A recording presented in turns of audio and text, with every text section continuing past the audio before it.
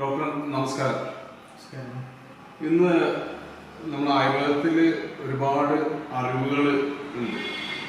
അപ്പോൾ അതൊക്കെ അറിയാത്തതുകൊണ്ട് അറിയുന്നതൊക്കെ ഉണ്ട്. ഇത് എൻ്റെ കയ്യിലുള്ള കരിനൊച്ചി. ഈ കരിനൊച്ചിയെ കുറിച്ച് നമ്മൾ ഒരുപാട് കാര്യങ്ങൾ കേട്ടിട്ടുണ്ട്.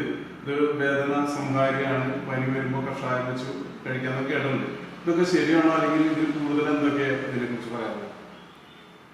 ഇത് കരിനൊച്ചി എന്ന പേരിലുള്ള ഔഷധസസ്യമാണ്. നമ്മളെല്ലാവരും തന്നെ വീടുകളിൽ അത്യാവശ്യം വെച്ചുപിടിപ്പിക്കേണ്ട ഒരു ഔഷധ ചെടി കൂടിയാണ്. അത് കുറേ അധികം അസുഖങ്ങൾക്ക് നമുക്ക് ഇതിനെ ഉപയോഗിക്കാൻ പറ്റും. ഒന്ന് നേരത്തെ പറഞ്ഞ പോലെ തന്നെ ഒരു വേദന സംഹാരിയാണ്.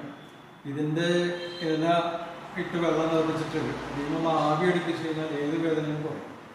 അതുകൂടാതെ തന്നെ ഇനിയിപ്പോൾ ആവി അടിപ്പിക്കാൻ പറ്റാത്തവർക്ക് ആ ഇലയിട്ട് തിളപ്പിച്ച വെള്ളം കൊണ്ട് മേല് കഴുകിയാൽ മതി. അതല്ലെങ്കിൽ വേദനയുള്ള ഭാഗത്ത് നിന്ന് ധാര ചെയ്ത് കഴിഞ്ഞാൽ ഒരു ശക്തമായ വേദനയ്ക്കാണെങ്കിൽ നമുക്ക് വീട്ടിൽ വെച്ചൊരു ആശ്വാസം ഉണ്ടാക്കാൻ സാധിക്കും. രണ്ട്, ഏറ്റവും പ്രധാനപ്പെട്ട ഒരു കാര്യം ഈ കരിനൊച്ചിയെ പറ്റി പറയാനുള്ളത്, ഇത് നടുവേദനയ്ക്ക് ഏറ്റവും അത്യുത്തമമായിട്ടുള്ള ഒരു ഔഷധമാണ്. അതിൻ്റെ സിമ്പിളായിട്ടുള്ള ഉപയോഗരീതി ഞാൻ പറയാം. ഇതിൻ്റെ ഇല ചതച്ചു കഴിഞ്ഞാൽ നീര് ഒരു സ്പൂൺ തന്നെ ആവണക്കെണ്ണയും ചേർത്ത് മിക്സ് ചെയ്ത് അതിരാവിലെ ഭക്ഷണത്തിന് മുമ്പ് വയ്ക്കുക. വയറ്റിന് ചെറുതായിട്ട് അഴിഞ്ഞു പോകും. മിക്കവാറും നടുവേദനയുള്ള ആൾക്കാർക്ക് ഇപ്പോൾ കോൺസ്റ്റിപ്പേഷൻ ഉണ്ടാവും.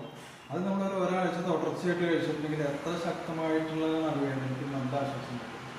നടുവേദന സാധാരണ നടുവേദന മാത്രമല്ല, ഡിസ്ക് ബൾജ് കൊണ്ടുള്ള നടുവേദനയാണെങ്കിൽ വരെ നമുക്ക് ആശ്വാസം ഉണ്ടാവും. പിന്നെ ഇതിൻ്റെ ഇല ഇട്ട് പണ്ടൊക്കെ കഞ്ഞി വെച്ച് കൊടുക്കും.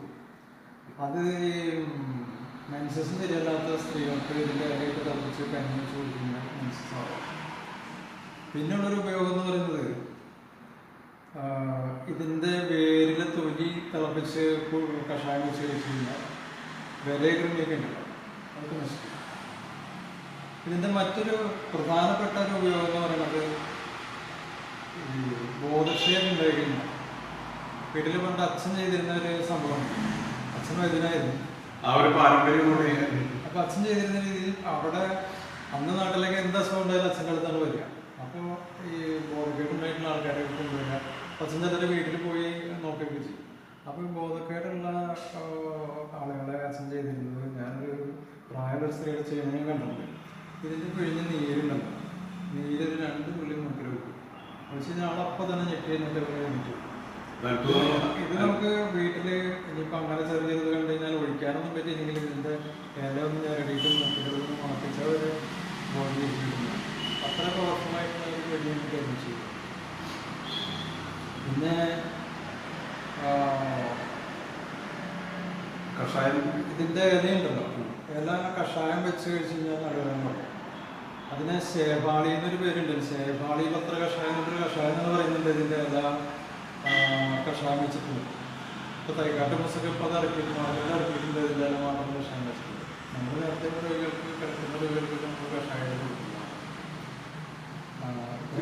സാധാരണ വളർത്താനായിട്ട് വീടുകളിൽ വളർത്താൻ വളരെ വളരെ സിമ്പിളാണ്. ഇതിൻ്റെ ഇതുപോലത്തെ ചെറിയ കമ്പോ അല്ലെങ്കിൽ കുറച്ചും കൂടി കട്ടിയുള്ള ഒരു കമ്പോ പൊടിച്ചിട്ട് 2 മുട്ട വെച്ചിട്ട് മണ്ണിൽ കുഴിച്ചിട്ട് കഴിഞ്ഞാൽ വെള്ളം നനച്ചു കഴിഞ്ഞാൽ സുഖമായിട്ട് പിടിച്ചു വരും.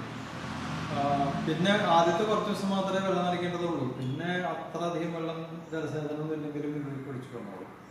അല്ല, ഇത് ശരിക്കും ഇപ്പോൾ ഡോക്ടർ പറഞ്ഞതനുസരിച്ച് എല്ലാ വീട്ടിലും സൂക്ഷിക്കേണ്ട, ഇത് വെച്ച് തന്നെയാണ്.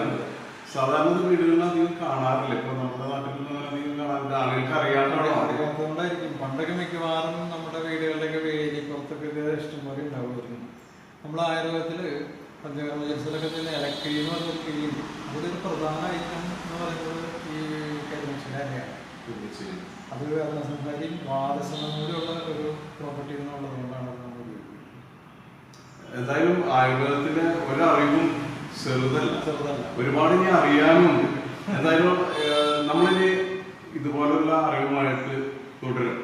നമ്മൾ എന്തായാലും ഇത്തരം അറിവുകൾ ജനങ്ങളിലേക്ക് എത്തിക്കാനുള്ള ഒരു ശ്രമത്തിലാണ്. ആ ശ്രമം നമ്മൾ തുടരും. Thank you doctor.